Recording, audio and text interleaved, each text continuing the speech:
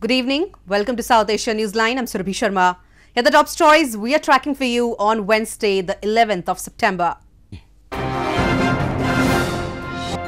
Indian Prime Minister launches vaccination scheme for livestock.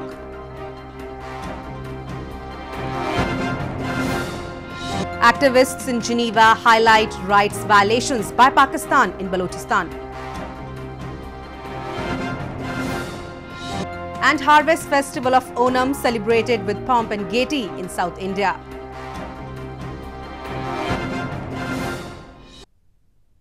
And now for all the details. Indian Prime Minister Narendra Modi launched the National Animal Disease Control Programme in northern Mathura city on Wednesday. He also asked people to shun single-use plastic and said the wanton use of plastic poses a hazard to the environment.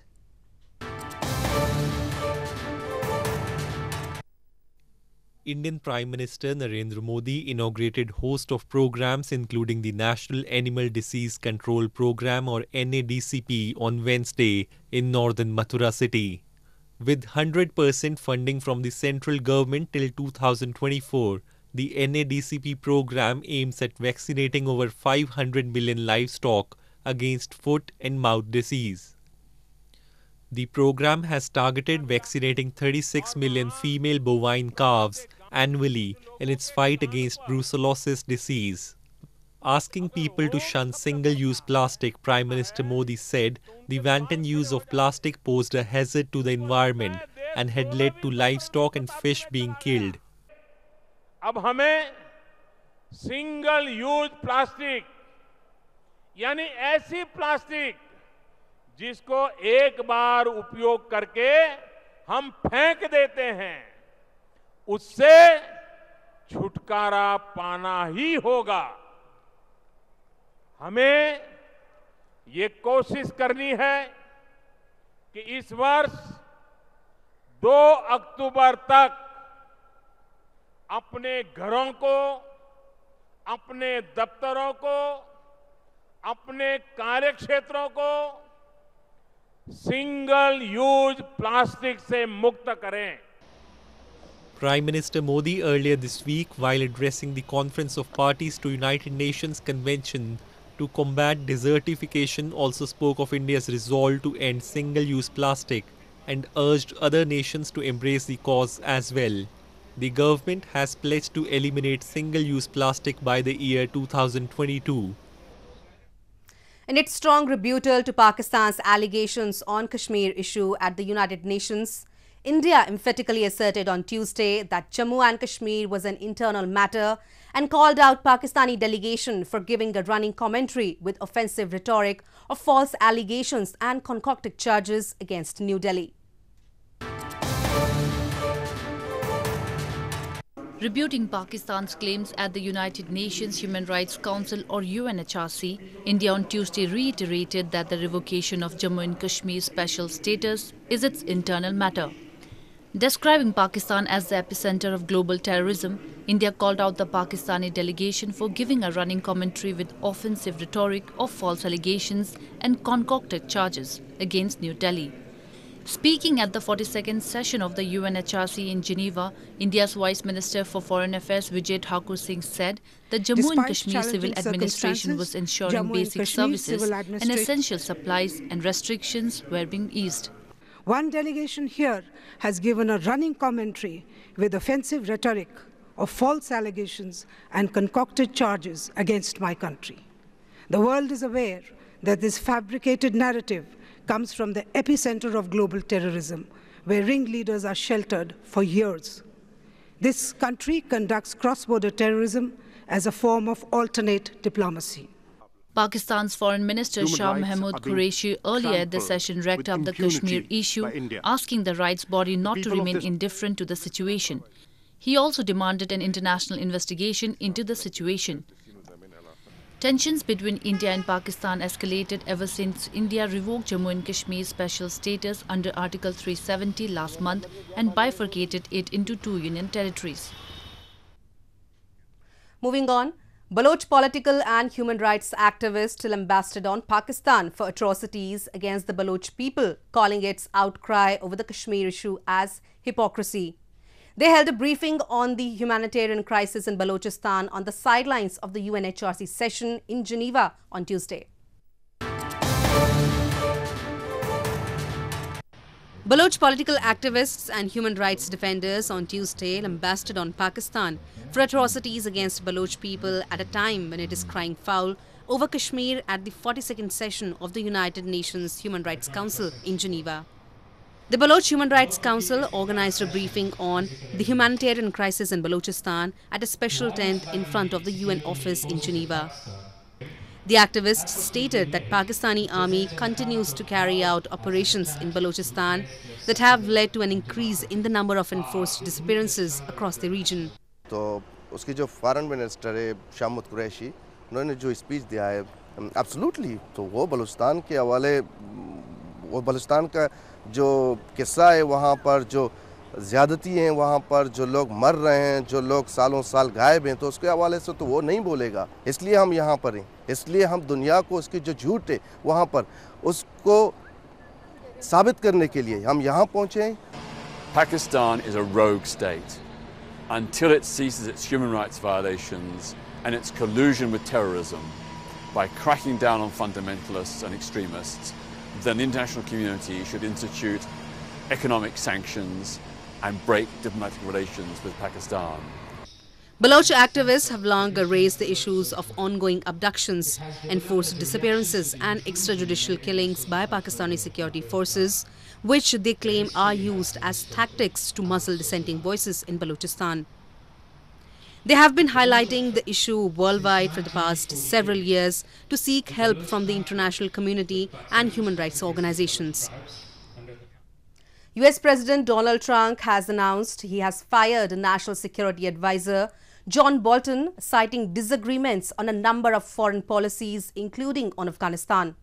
Bolton, who gave his resignation on Tuesday, was at loggerheads with Secretary of State Mike Pompeo over the US negotiations with the Taliban. US President Donald Trump has announced he has fired his hardline National Security Advisor John Bolton over strong disagreements on a number of foreign policies, including on Afghanistan.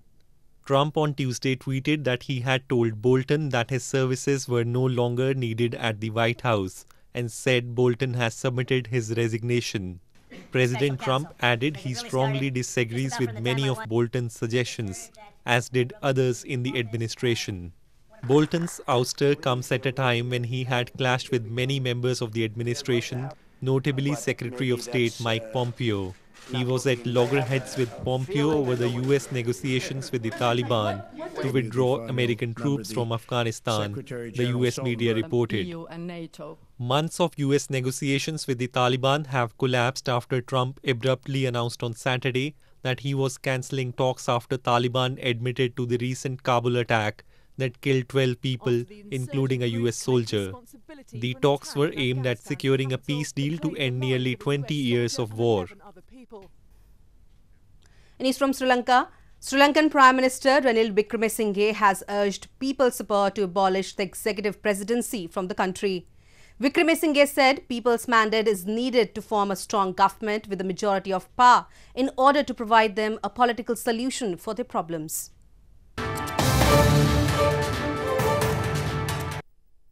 Sri Lankan Prime Minister Ranil Wickremesinghe has urged people's support to abolish the executive presidency in the country.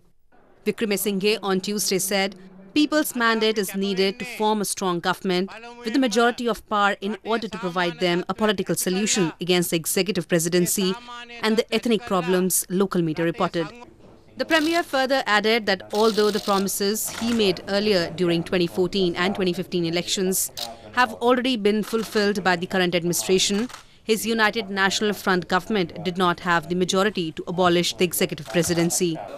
The remarks by the Premier comes when the island nation is set to hold its presidential election between November and December. President in Sri Lanka is both the head of the state and head of the government. Since 1978, most Prime Ministers have served as mere deputies of the executive presidency, while at times served as the de facto head of government.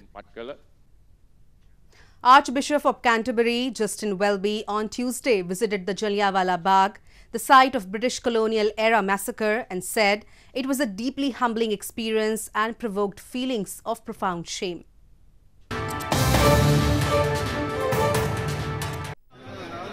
The Archbishop of Canterbury, Justin Welby, on Tuesday visited the Jallianwala Bagh Memorial in Amritsar, city of India's northern Punjab province, and apologized for the massacre by British forces 100 years ago. On April 13, 1919, some 50 British Indian Army soldiers shot dead hundreds of unarmed civilians who were taking part in a peaceful protest at the Jallianwala Bagh against oppressive laws. Welby, while paying tributes, prostrated himself at the memorial and said he felt a deep sense of grief, humility and profound shame having visited the site. He said as a religious leader he mourns the tragedy. The principal leader of the Church of England, Welby later also visited Harmandir Sahib, the holiest of Sikh shrines, popularly known as the Golden Temple. He was received by the officials of the shrine management body and honoured with a robe of honour and a model of the Golden Temple. My appreciation of the hospitality and welcome of this place and its example of generosity and openness to people of all faiths and all sorts and degrees of people from every point on earth. The Archbishop, in his last leg of a 10-day tour, also visited a church in Amritsar, where he joined the church members and the devotees in singing hymns.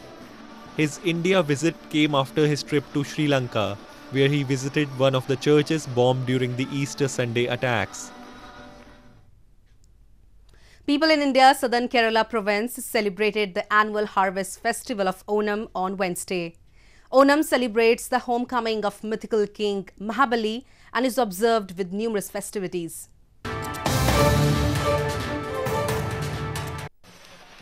People in India's southern Kerala province on Wednesday celebrated the harvest festival of Onam with fervour and gaiety.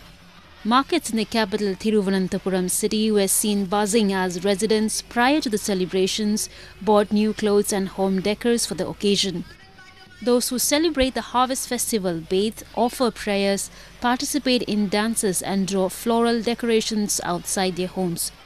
People also participate in fun activities like beating drums and swinging on the occasion. Throughout this week, it's Onam for us.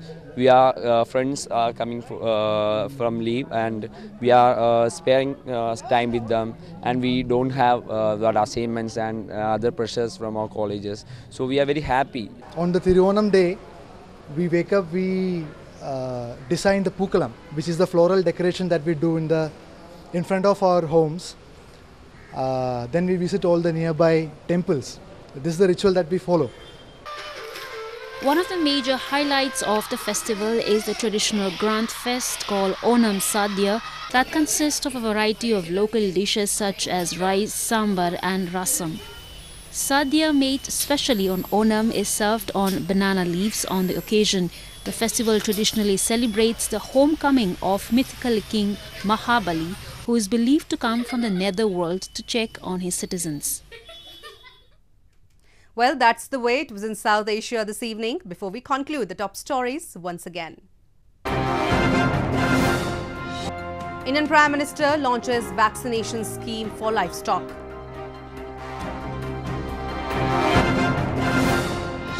Activists in Geneva highlight rights violation by Pakistan in Balochistan. And Harvest Festival of Onam celebrated with pomp and gaiety in South India. Now our viewers can watch the show on SouthAsiaNewsline.com. You can also visit us on Facebook.com/SAsia Newsline and follow us on Twitter @SAsia Newsline. That's all in tonight's edition. We will see you same time tomorrow. Good night.